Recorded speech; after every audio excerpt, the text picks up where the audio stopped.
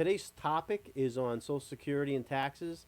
Ron and I, in our own personal practices, have been having a great time helping people through a process because they're trying to figure out like when to take it, how to take it, if they're doing the right thing. And I'm sure in their head, most people run. Don't you feel like they already know when they want to take it, but they just want reassurance? Oh, absolutely. Yeah. That's like the number one thing that I see is like we hold a ton of these educational workshops all over the country. Yes, we do. And the number one thing is like I just truly believe people really do know when they want to take it. It's just they want to be reaffirmed about that decision that they're making. So one of our clients who happens to work at one of the senior centers, he told us the number one complaint that he's had issued was that people said that they had taken their Social Security too soon. Yeah, and I mean, so a lot because of people you do don't take it too soon, right? Well, yeah, they're not going to feel the impact on it early, right, in the retirement. Right. It's later on in the retirement that they start to feel it. So you just don't want to do something just to do it. Right. You want to have numbers to back up what you're doing. So when you talk about the numbers, Mm-hmm. say for example, if they took it between 62 and 67, and like you said, they took it too soon, they took it too early. Mm-hmm. So if they did take it too early, Well, it's not necessarily taking it too early just because you talk about those ages of 62 and their full retirement age of Right. 66 or 67, depending on their date of birth. What happens is they can still take it as long as the numbers make sense. Mm-hmm. So there are factors that they need to be aware of at that Yeah, time. what are some of the pitfalls or factors? So that some they of the look at? factors, there's 4 factors that somebody needs to look at when they're taking their Social Security between the ages of 62, because that's the earliest you can take it, all the way up to age 60, say 66 or 67 for most people, depending on their date of birth. So the 4 factors are, 1, being a permanent reduction. Yeah. They're taking a hit in their Social Security permanently. It's not like it pops up at a later date. Imagine that. So yeah, they're taking a permanent reduction. It can be as much as 30% at age 62. That's a lot. Which is That's a it big is a hit. lot, especially when we're talking about income. If you had your job and your boss came in and said, "Hey, you know what? You got to go and you got to take a 30% hit." How would that feel? Not good. Right. Yeah. So why would you want to do that to your Social Security? So Yeah, like if we forever. yeah, forever. It's like, so if we're building a house, right? Cuz that's the analogy I like to use when we're talking about retirement planning. But so if we're building a house, our Social Security is the foundation. And we want that foundation to be really strong. So just like when I was talking about the other example of people saying they're taking it too soon, we want to make sure that foundation is strong. Right, So it right. sustains us throughout our retirement. So besides a permanent reduction, the second thing is there's an earnings cap. So if you're deciding to work part-time and collect your Social Security, you got to be concerned about how much money you make. So right now, as we're recording this in February of 2025, if you make over $24,000 in between those ages, you're for every $2 you make over, you're going to give $1 back. That's people So don't know that. so you could collect your Social Security and say you have a little part-time job, because most people don't want to just full-blown retire. If they do that, they'll do it for a few months. But most of them just want to slow down, yeah. or do Totally. something that they like to do, or that's Right. low stress, low labor, right? Something different than they would do. We're doing, just a change of pace, something Yeah. that just keeps them social. They make a few bucks, it keeps them happy, right? Yep. So you're just going to be concerned about how much money you make. Now, to expand upon that, once you hit your full retirement age, they jump it up to over 60 grand in 2025. And then once you hit past your full retirement age, those earnings limits fall off. Like there's none. Right. So you can earn as much as you want and collect. But still staying focused on that early retirement window, what happens next that can be a pitfall is taxation. So all of a sudden, now you have your earnings, say if you're working part-time or you take money out of retirement accounts, you're now going to stack this Social Security income on top of it, which can cause more taxation. True. Now, it's not a bad thing that you're getting taxed. A lot of people are like, oh, I don't want to pay taxes. I want to pay really low taxes. Well, taxes are not a huge deal. If we're getting taxed, it means we made money. I want to pay a lot of taxes. It means I made a Right. lot of money, But we do want to mitigate it when we can. So if we don't have a purpose behind taking our Social Security early, besides just to take it early, that's not a great thing, because it can throw all of your retirement plans later when you do decide to retire out the window and cause a lot more taxation, a lot more income fallouts, where now you're going to have other issues. So one of those other issues, say if they did take it early, Mm-hmm. and they're below the age of 65. Yeah. What do they have to pay attention? What are They they got to gonna be get? careful of Medicare because now Medicare. you're not Medicare age yet. So that's the last thing So that they I have was to going to pay refer for their own to. insurance, right? Yeah, which can be very costly, especially be. when you've been, say, with an employer and you have a group plan. Or you might have to have your spouse stay in a job that they don't want to be in, and they might have to keep working. Yeah. And so now what do you do? Or my thing is too is they might think they have to keep working Correct. because they don't know their numbers. So they go, oh, the cost of insurance is going to be so high, but do they have, maybe they were good savers and investors, or they just going to have enough cash flow through, say, Social Security and pensions to cover that. So that might not be a good reason, is what you're saying. Yeah. So just to stay working for insurance, or to stay working just because. Just because. Yeah. Yeah. So you're actually you're actually lowering your earnings capacity because of insurance. Yeah, that's. It doesn't always make the most sense. Yeah. So that's why you got to be careful. Like, that's why Social Security shouldn't be looked at in a vacuum. You got to look at it throughout your complete plan.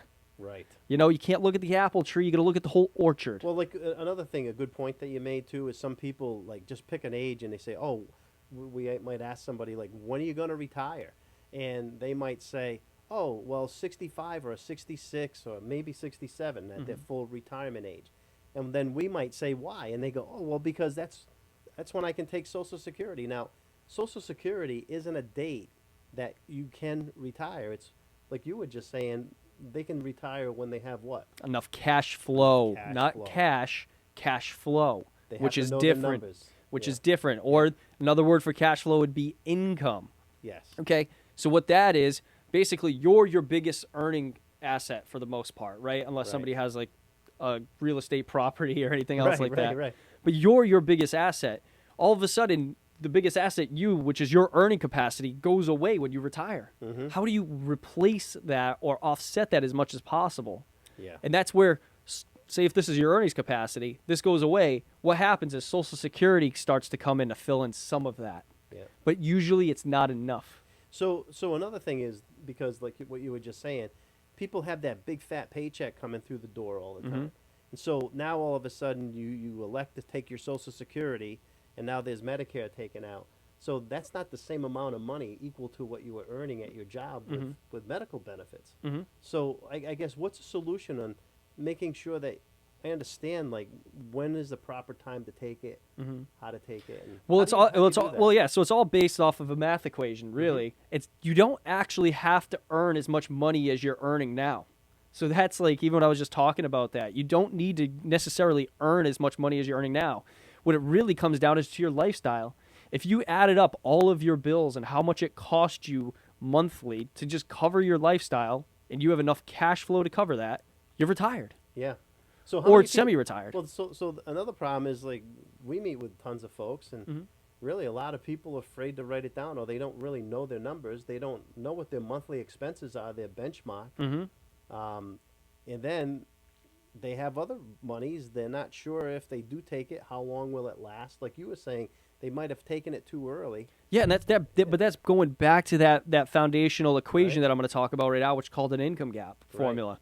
What an income gap formula is, you're going to take your monthly expenses, and you want to try to get your guaranteed income streams to cover the most that you can of it. If you can get it to break even or be in a surplus, if possible, great. But you may have that deficit. So what I mean by guaranteed income streams, this would be your Social Security. This would be pensions. If you have annuity payments, say if you're in a union, because all those other things I just referred to are annuities. Right. If you cover those with guaranteed income, that means your lifestyle is always protected. Yeah. Yeah. Always, unless somehow that they falter, one of those. But usually when you have annuity payments, those annuity payments are guaranteed for, usually if you're structuring them right, for a lifetime. Right. All right. Now, but say if there's some people that just can't cover that, and there's a difference in between, it's like an income gap. There's several ways on how to close that income gap. And that's how you can figure out how long your money's going to last. Those kind of questions, like the number one concern entering into retirement is, am I going to run out of money? Yeah, that's Right? huge. But so when we go back to that foundational question, it will then help us in that equation. It will help us determine just on simple math, like, Yeah. you know, subtraction and multiplication. I mean, not subtraction and In I get to the addition, math equation, yeah, right, addition, pretty much. you can figure that out. Yeah. So what happens here is if we have an income gap and there's a deficit, one way to close that income gap first is if say it's the difference is $200. So after you have your monthly bills, you figured out how much your Social Security is, and there's a difference of $200 there, let's just say. That means you only need to cut your bills by $200, Right. which is not devastating. It's when we start getting into like $1,000 or more, or thousands, that's where this income gap really starts to make an impact. Yeah. So if we do make, say if we do cut our bills, I usually look at that as a last ditch resort too. And the reason is, when I'm doing my plans for people, is it's like a bad diet. Mm-hmm. You know how many times like you've gone and you've looked at your bills and you're like, man, I got to go cut back on things, right? Yes. And then all of a sudden you got to go back to it later. Why? Because we go back to our old habits. Totally. It's Totally. replaced by something else, right? Yeah, that's so true. So the next thing on how to close that income gap would be this, is how do we maximize our guaranteed income streams? So what I mean by that is, do we just push out Social Security, say a year? Maybe it's just a year. You can still retire, but maybe pushing out Social Security, say a year, Right. if you have enough other resources. Or maybe 2 years. It depends on what your numbers are. Or if you have a pension, what are the different pension options you have or payout options that you have? And then lastly would be to create an income stream. Okay? So if you have an income gap, now like say it's $200 a month. Hopefully we're good savers and investors. We know how much money we need to pull out of those accounts to then cover the difference. Yes. And if we just do some simple math over, say, a 10, 20, 30-year period, how long does that stretch out? Yeah, and then the other thing is, too, while people, like you said, they might work, like somebody worked at a job for Yeah. 35 years. Yep. And then all of a sudden they might want to just to change it up, like, do something different so they can get excited, or maybe it's a hobby, like a Home Depot, and they have Yeah. gardening or something. But if they have an income gap, like Yep. we were just talking about, and they don't have other resources, that income gap, work is now a necessity. Yeah. Or it protects those retirement assets. Now, if I know, like, say if that example that I just made, the income gap is $500. Yeah. They just need to make $500 a month to cover that income difference. So wouldn't that be good to know? Like, in other words, some people might work 30 hours. Maybe you only needed to do 15 hours, so you could still enjoy yourself to do something that you wanted to Correct. do in your retirement while you still feel good, while you're young enough to do that. Now, some people like will keep working and pushing in, and then all of a sudden life happens and they have an illness or a sickness or a knee replacement, and they can't do those things. So I guess what you're saying is so good, because if somebody really took ownership and talked to somebody that could help them through that process, I think that would be a knowing, like what their income is. Like you said, when you know what your expenses are and you know what the income is, do you have a gap, or if you do want to work, just to give you that freedom, that lifestyle. That's so important, because you don't get a redo in life, right? Oh, amen. I mean, Yeah. that's why I always reference this. I go, there's financial models, and then there's real life. Yes. Like, we're humans. Like, so like there was one of our clients personally, we were helping out just like a couple of years ago, and then what happened with them is we were setting them all up for retirement, and they were kind of pushing off things a little bit, like with like retiring, because they were just afraid of that Yeah, cliff. the cliff. And then they got diagnosed with cancer. That's terrible, yeah. And then guess what happens? Now all those plans that you had will go out the window. Don't push off what you can do today for tomorrow. Yes. You got to enjoy life. So like you really have this maximized window when you first retire till about age 75 to age 80, I would say. Right. And those are your go-go years. That's where you're going to spend the most amount of money. And then what happens is after age 80, really you start to, I call these the slow go years. These are your early bird special years. And then after age 90, you kind of have those no-go years, right? Totally. So you want to maximize. You really have, say if you retire at 65, really like a 10 to 15 year window. And that's like, average life expectancy is only in the 80s. Right. So you only have that small window. Enjoy your life. That money that you put away, you got to go and have fun with it. So true. Yeah. I And mean, it's just setting it up right. So when you're not afraid to spend, I think a lot of people, they're afraid to touch their retirement accounts because they go, I don't want to run out of money. Or it's reverse. It's a reverse psychology. I've always been told not to touch this. Yeah. Now I have to touch it, Well, and how you about should be able to. It's a sacrifice for when Yeah. you were younger. How about somebody that might be in their 80s and they say, "Oh, don't touch it because I'm going to get taxed on it." Well, put it this way: if you don't spend it, somebody else will. Oh yeah. Right? Oh yeah. All of your retirement savings, you're only going to do one thing with it, or any of your savings, not even Right. just retirement. You're either going to spend it, or you're going to give it. Jeez. Yeah. So true. That's it. Yeah. And it's made there to spend. Mhm. And if not, when you give it, somebody's going to spend it. you Yeah. know? So that's the thing is like, my thing is you should go out and enjoy it and enjoy your life. But that's why you can set guardrails on your income. So Yeah. as Social Security being a key foundation of that, and then taxes, you don't want to be giving away too much money. You want to say the government, you want to be able to keep that money so it stays in your accounts and continues to grow. Yes, and also too, like say if somebody does take an income stream, and they have their Social Security clicking along, and they have their pension coming along, because of their options, they should know and be educated enough to know those options. So no matter what income stream that they do pick, life will happen. There'll be a day when one of us will pass away, and if they do pass away, because it's everybody's different. In other words, like what is your income? What is that picture? What does that snapshot look like then? Mhm. Like, that's why it's important, like what you were saying, to know your numbers, have a plan. I mean, because you're very good at showing people that. How do you do that for folks around? Like, Yeah, so I just have I have a software program that I put everybody's numbers into, and that can digest that. But it's just as simple as that math equation that we just talked about. But it shows different variables, and what I mean by that is, say your monthly budget's not always going to be the same. If you have a mortgage, eventually a mortgage would be paid off, even though yeah, it things are might gonna get paid yeah down, it may right? be paid off now, but Yeah. or you have like a car loan, like Mhm. those things will eventually be paid off, and more cash flow would be freed up. Yes. Or there's going to be these expenses that do pop up. Yes. So you got to have those to get more of a realistic snapshot of where you're at, and add inflation. Some expenses have inflation, others don't. Like Yep. a mortgage doesn't have inflation; Mhm. it doesn't change. But like your food bill, obviously, we're in a time of high inflation. That continues to go What's up. that got to right? do with the price of eggs? Yeah. Yeah, no, yeah, seriously. Yeah. And so you got to have those to get instead of like a Excel spreadsheet, you get a more realistic picture. True. And having inflation hedges on, say, Social Security, and running the money through a true gauntlet. Right. You know, So it's not a hypothetical. It's actually their numbers. It's not somebody else's. So a lot of people go under the assumption that they need a certain amount of money, or if they do take Social Security early or Yeah. later, they really don't know the numbers. So it would be good to know the numbers and use that kind of software that you have. Like, right? I Mhm. mean, that's what we've seen. That it gives people that reassurance. Oh yeah, absolutely, yeah, Totally. yeah, it does. Every single person that goes through the process, they love what we've shown them at the end. Yeah. They say the number one place that somebody goes to after they visit a financial person is the bar. Right? Yeah. It's high stress, high anxiety. But they don't know, but right? my thing is, yeah, There's I always have one this. person that's the. But you're the better, champion in the yeah. Well, family. you're better off knowing, and a lot of people don't even know that they're in a great situation, Right. and that if they just sometimes can make small tweaks, it can move like I like to say, small hinges move big doors, Yes, they sure do. and it just takes little tweaks that can make a dramatic difference. Yeah.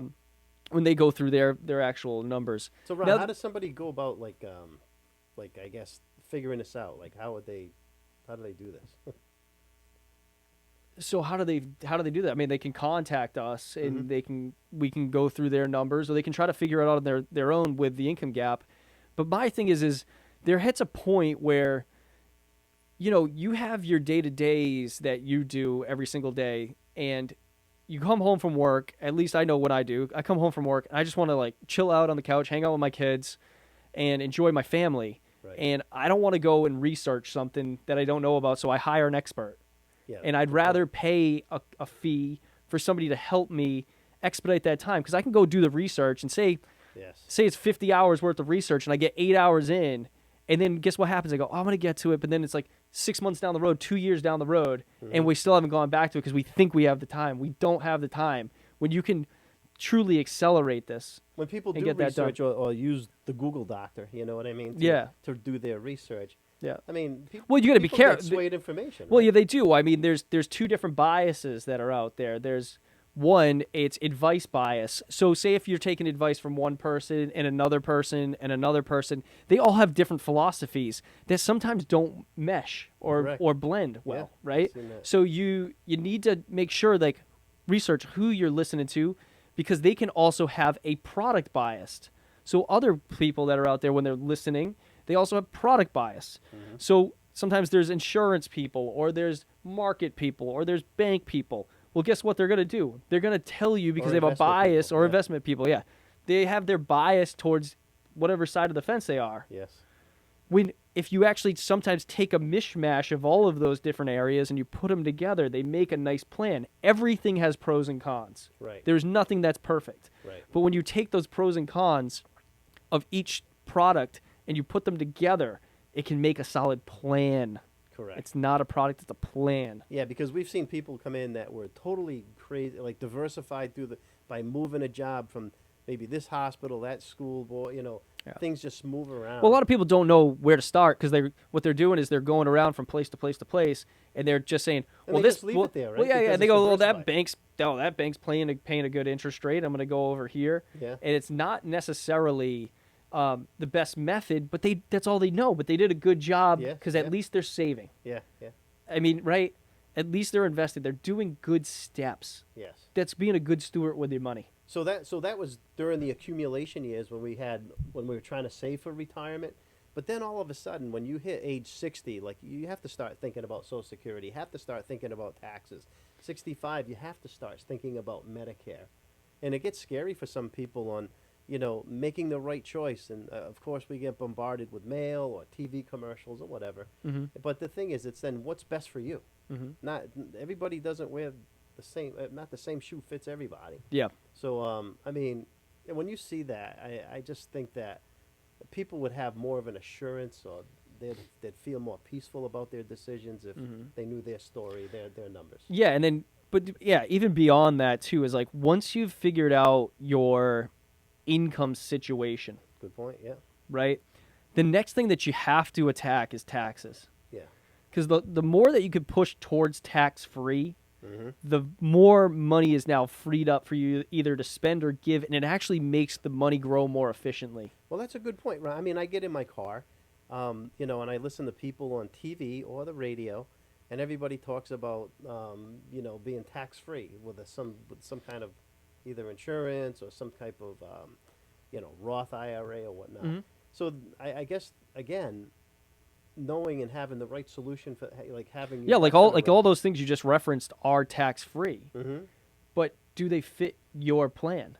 Yeah, it doesn't make sense. Yeah, it doesn't make sense. It doesn't And make how- sense for everybody. Well, see, and I've seen people. So it's that- great, like I guess, enticement for them to have a conversation with you, but it doesn't always mean that that's the right thing for you. How about somebody that listens to somebody on the radio and they get all excited? They go, "Oh yeah, I'm going to make everything tax-free," and then they convert their whole IRA or 401k plan into a Roth, and then they have this huge tax bill that could impact their Medicare and what they pay every month. Even more than that, they might have paid unnecessary taxes. Isn't that crazy? Yeah, it is. I But mean- but they don't know what they don't know, because what they've done is they made a rash decision, or they didn't. Maybe they did think about Right. it, but they didn't do enough homework or reach out to the right person to help them.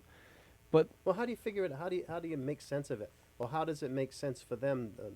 How would they even go about doing yeah, it? so when we're talking about Roths, right, or taking money and making it tax-free, because everybody likes the word Roth because they like the word tax-free, right? So while you're working, say your income level's up here. As soon as you retire, most people's income level drops. Some Yeah. people say, oh, you're going to be paying more or the same in retirement.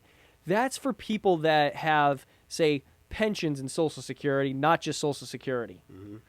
Or they might have like good investments that are paying them. Now they're going to have like a higher tax situation where they're at Right. the same level, which doesn't happen all that often. Mhm. Okay? Say if they have their income and now they have Social Security. But then what happens is, if they don't have an income gap and they're covering most of their bills, Yeah. their retirement assets, which are taxable, just continue to grow. So how do you then figure out strategically how to roll that money out into a tax-free position Right. and put it into a better place? Alright. Because what happens is that bubble pops and you have to start taking out money at age 73 and 75, which is called the that's what I was required gonna say. minimum Let's say distribution. this, like, say they do nothing, and they just say, oh, because, or either they didn't know, or they just got busy with work and life, and they just going along. And then, like you just said, a magic age happens, either 73 or 75 years old. You mentioned the key word called required minimum distribution. Now, if somebody's been saving and a good saver and the market was good to them, or even during the bad times, and now all of a sudden, because we had time on our side, they have a substantial amount of money that could drive up their required minimum distribution and Yeah, impact what their a own tax situation. so yeah, right? to explain for those that don't know, what a RMD is, a RMD, a required minimum distribution, is all the money that you put into your traditional retirement accounts. So these are your 401s, your 403bs, Right. your 457s, any kind of IRA, except for anything that has the word Roth, Yeah. right? What happens is you have to start taking money out at a certain age. When you put your money in, it wasn't taxed. When it grew, it's not taxed. But when you go to take it out, it's taxable Right. at ordinary income, the highest tax rates that you can pay, Mhm. no matter what kind of investment it is. Correct. Because certain investments have good tax advantages, I know. and you lose that ability inside of an IRA. Mm-hmm. So, or a traditional retirement account. So what a Roth does is when the money goes in, it's taxed. When it grows, it's not taxed. And when you pull it out, it's tax-free, as long as you follow certain rules and guidelines. There's usually a 5-year rule that happens for either contributions when you put money in, or what we're going to be talking about is conversions, where has no age, no limit on what you can convert. Right. You can actually pull out chunks of money at a time and convert them into a Roth, but it has to be done properly. And as long as those conversions are that money sat in there for 5 years, the interest, that money is then tax-free. You can grab your money out at any time with no penalty or no Yeah. taxes. Yep. But what happens, as long as you're over 59 and a half. But the interest has to be in there for at least 5 years for each conversion. How about some of these people too? Like, they worked at a place, and because they got on an age, they had a 401k plan that they say they worked 15 years, then moved into another job, or so to speak, and now all of a sudden they have another IRA, and they didn't know the rules on that, so they could get double whammed, right, with their required minimum distribution. Yeah, so going back to the RMD and explaining that, what happens is if they don't pull out that money that they're required to pull out at age 73 and age 75, it's taxable. And they get hit with a 25% penalty. That's huge. Yeah, so whether you pull it or not, they're going to tax you on the amount you're supposed to pull and a 25% penalty Mhm. if you don't pull it out. So they're basically requiring you to pull it out. Right. So what was the question you were just asking me? So the whole thing is now, if what's the big difference? Like, in other words, so they could actually have like a double required minimum distribution when they could have maybe just had one and consolidate and had maybe a better plan or a better Oh, tactful, yeah. Well, yeah, well, strategic move. yeah, on well, it, how not to get in the pull it. weeds, yeah, like depending on certain accounts, you can sometimes consolidate those monies to make the RMD game less impactful on Yeah, you. you're right. Because like you were just referring to, if you have these, like, I'm not trying to get in the weeds with this right Yeah, now, yeah, right.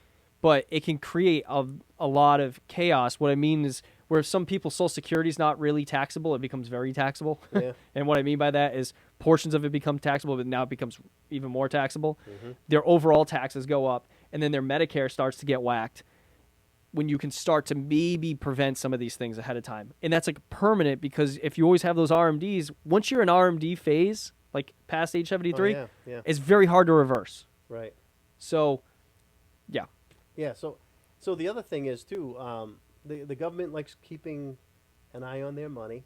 They strategically plan this out, having those required minimum distributions. We call it government math, but they have an equation. So it's either a percentage or a divisor that Yeah. they have. during Yeah, the so times. it's usually, it starts out like I think at 3.78%, Yeah. and then every year that you get older, they require a higher percentage. So why do they do that? Is basically is if this is your retirement account and you're spending it and it's going down, right? Because you have to pull out those required minimum distributions. What happens is that tax revenue stream to them stays the same. Yes, that's what they care about. That's what they care about. So The more money they have. So to they're pull out, basically right? turning your money into, I like to say, is a bad lifetime payment or a bad annuity, because once it goes to zero, they don't have a contractual obligation to pay you. Right, and then your taxation limit stays the same because you keep pulling out the same amount Yeah. because of the way they structure Yeah, it. yeah. Which is, Yeah. I think that's why, like you were saying earlier, having a good plan. Is there a window? Is there the correct time on? Yeah, so when yeah, when to yeah, do a Roth? Yeah, so like what I was talking about before you were asking me more questions was, Yeah. here's their income level, and then it drops Huge. right here. So you got to figure out how much and when are the two questions that you should be asking yourself about Roth conversions. Yes. You shouldn't just be doing it nilly-willy. Randomly. Yeah, nilly-willy. Yeah, you Yeah. just shouldn't do it that way Yeah, because it that's can be good. very detrimental to you. Like, you want to do things that are going to be effective. Mm-hmm. You know, Oh yeah. you want to be efficient, and Yep. like, you worked hard for that money. You work very hard for that. That's your money. yeah, you you should wanna know how to protect it. keep it. And, Yep. You know, minimize taxes if Yeah. you can. Have a good tax plan. You know, making sure you again the biggest thing we were talking about earlier. Well, is know your well, income and people expenses. people think that their tax people are going to do this for them. They don't. No. So I worked in a tax office, and what happened was when I was doing tax prep, is these people would say, "Hey, have you contributed to your retirement accounts, your 401ks, your IRAs?" Well, what happens is they see your taxable income for that year, and they're trying to get it down to get you to pay a lower tax bill for that current year. They don't know the long-term ramifications of it. Right. That's True. where tax planning comes into play. Yes. And that's where you need a good tax plan, where sometimes it's worth it to bite the bullet now to alleviate and make your money be more effective in the long run. Yeah, and to be fair, I mean, you know, the tax guy, tax lady, or whether it's just That's not their job. It's outside of the scope. I mean, their job is to basically you bring all your papers in and they file a tax return. It's not a special appointment to say, and some people don't specialize in that Correct. as far as like, you know, knowing what those taxable limits are or when is the best time. Is there that window when your income drops off the cliff, like you said, and then now you're retired, and that might be a better time, you know, to start looking at things correctly. Yeah, that's good. That's really good advice. Anything else that you could add for, you know, that for somebody? And I think No, you I pretty mean, much covered a lot. yeah, you know? yeah. I mean, so like I think like right now, hopefully you guys took a lot of good information out of this Social Security and taxes. Like this is just the tip of the iceberg, Yes. right? So you first of all, like, just some action items to leave on is figure out your income gap equation. Yeah. Take your Social Security, benchmark it against your bills, figure out your monthly bills if you haven't. And then if you need additional resources, we're here to help you. But there are other resources that you can find out there. But I know that we're going to give you a good viewpoint on what to look at. Yeah, you know. that's true. And then after you've got the income game down, is to try to figure out how do you get your money in the most tax efficient area possible. Good point. So if you need any help on that, we're here to help you out too in our private practices. That's great. Yep. So anyways, we look forward to hearing from you. And again, I hope this was very valuable information. I know a lot of people that we have actually personally touched and worked with and spoke with, they had their eyes wide open. I mean, things that they'd never heard or saw, and you know, all throughout their lifetime. So I think it's important to get that handle and to get that baseline and understand things. Yep. So that's a really good advice, Ron, that you offered. Thank you.